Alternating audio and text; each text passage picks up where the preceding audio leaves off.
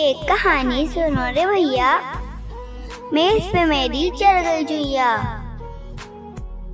मेज पे एक पेंसिल जो देखी, दौड़ के उसके जाने में लपकी। पेंसिल ने घबरा कर देखा, पास ही एक कागज रखा था। पेंसिल बोली, कागज भाई देखो मेरी शामत आई, जल्द कोई तरकीब बताओ, इस आफत से जान छुड़ाओ। कागज बोला, नजदीक आओ, मुझ पर एक तस्वीर बनाओ। पेंसिल उसके नजदीक आई, उस पर एक तस्वीर बनाई।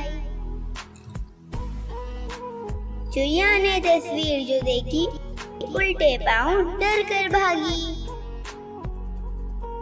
एक कहानी सुनो रे भैया, उल्टे पांव भागी चुईया।